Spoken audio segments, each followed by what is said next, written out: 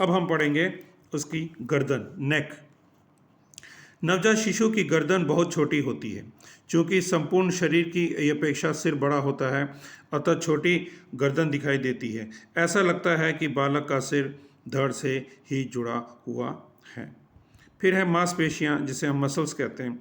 नवजात शिशु की मांसपेशियां छोटी और मुलायम होती हैं। शिशु का इन पर अधिक निरंतर नहीं होता है। पैर और गर्दन की मांसपेशियां शरीर की अन्य मांसपेशियों की अपेक्षा कम विकसित होती हैं।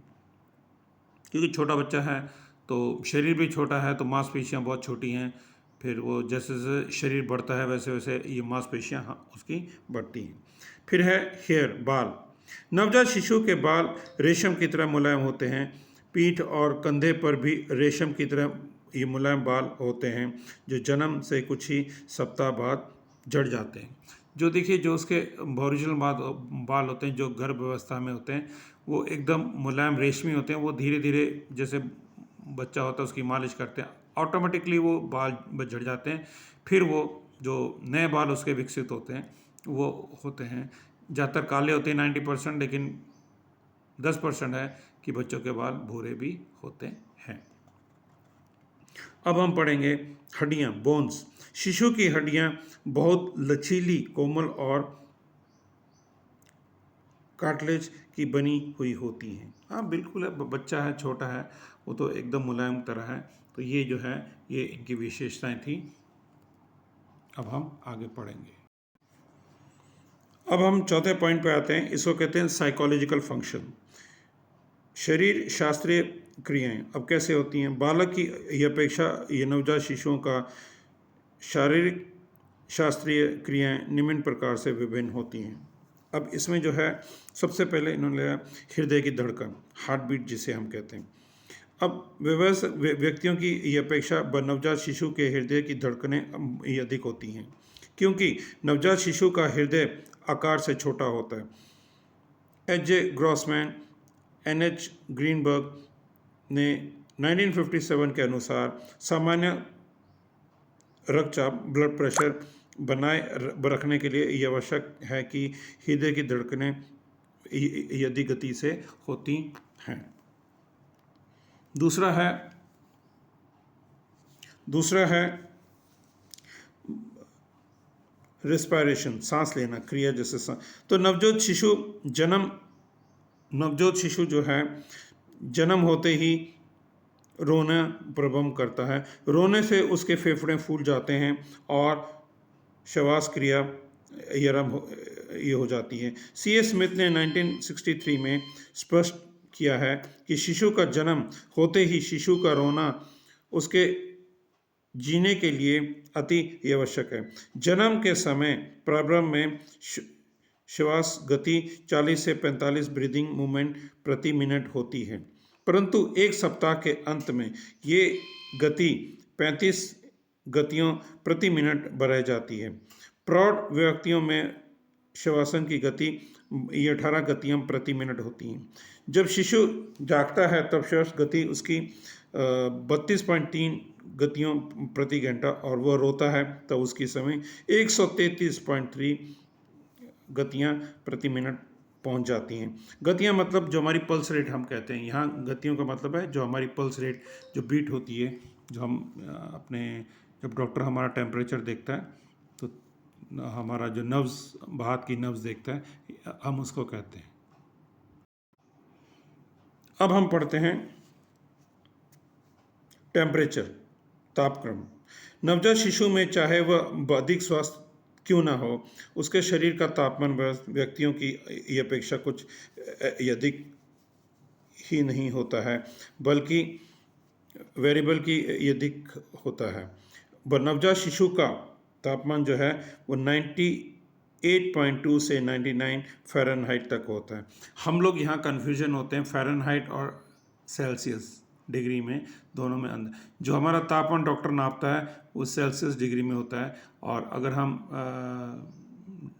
सेंटीग्रेड में देखें तो जो सेंटीग्रेड में हम अगर देखें तो 36 होता है। 36 सेंटीग्रेड में होगा और 97 पॉइंट जो है नॉर्मल हमारा जो बॉडी टेम्परेचर है वो फ़ारेनहाइट में नापा जाता है। फिर कहते हैं चूसने संबंधी सहज क्रिया बकत, रिफ्लेक्स सकिंग मोमेंट्स, तो वो अपना चीज़ें या अंगूठा या कोई भी चीज़ बच्चा क्यों चूसता है।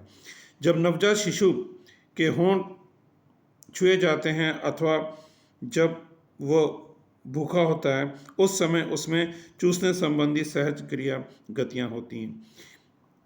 बी स्पॉक ने 1964 में यह देखा गया है कि जो शिशु स्तनपान करते हैं उसमें सकिंग मूवमेंट अन्य बच्चों के अपेक्षा अधिक मात्रा में पाई जाती है। अभी आगे हम पढ़ते हैं नींद। देखिए नींद बहुत ज़रूरी है, इसको हम स्लीप कहते हैं इंग्लिश में।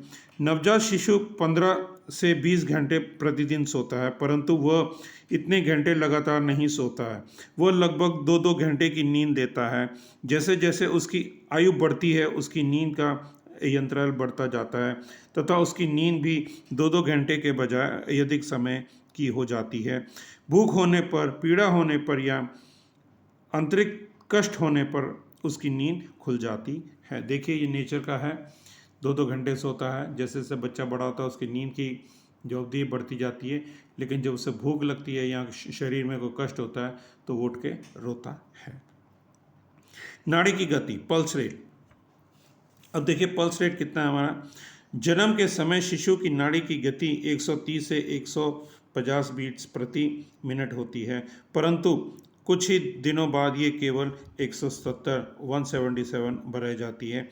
वयस्क व्यक्तियों में नाड़ी की गति केवल 7 बीट्स प्रति मिनट होती है। सोते समय शिशु की नाड़ी की गति 123.5 बीट्स प्रति मिनट तथा रोते समय 218.5 बीट्स प्रति मिनट ये हो जाती। देखिए जब बच्चा सोता है शिशु की गति कितनी होती, जब वो रोता है तो एकदम डबल हो जाती है। तो इसलिए बच्चों को ज़्यादा देर रोने नहीं देना चाहिए, क्योंकि उनकी हार्ट बीट बढ़ जाती है, पल्स रेट ये बढ़ जाता है, तो साइड इफ़ेक्ट कुछ भी हो सकता है। हम लोग क्या है कि कभी कभी कहते हैं रो, हम लोग बच्चे के साथ बच्चा बन जाते हैं। बच्चा रोता है, हम उसको चुप कराने की बजाय कहते हैं रो, कितनी देर तक रोएगा, ज़ोर से रो तो इससे है कि बच्चे पे बुरा प्रभाव पड़ता है। बच्चों को रोने नहीं देना चाहिए। ठीक है नॉर्मल रोता ठीक है, लेकिन अगर ज़्यादा देर रोता है या ऊंची ऊंची रोता है ज़ोर ज़ोर से सिसकियाँ मार मार के, तो ये बच्चे के लिए, शिशु के लिए अच्छा नहीं है। फिर कहते हैं हंगर रिदम्स, भूख के आकुंचन। जो हंगर रिदम्स हैं वो क्या, जन्म के समय बालक में भूख नहीं होती है, वह 2 या 3 सप्ताह की आयु के बाद विकसित होते हैं। एक अध्ययन प्रायः 1954 के अनुसार नवजात शिशु का पेट 4 से 5 घंटे में खाली हो जाता है। उसकी छोटी छोटी आंतें 7 से 8 घंटे में खाली हो जाती हैं तथा बड़ी आंतें 2 से 14 घंटे में खाली होती हैं। शिशु मल मूत्र त्याग अक्सर फीडिंग के आधे घंटे बाद करता है। 24 घंटे में शिशु लगभग 5 बार माल मूत्र का त्याग करता है। ये देखा गया है कि शिशु जिस समय मल मूत्र का त्याग करता है उस समय वह चुप रहता है। ये हैवलसन 1940 में यह अध्ययन के द्वारा उन्होंने ये नोट किया है।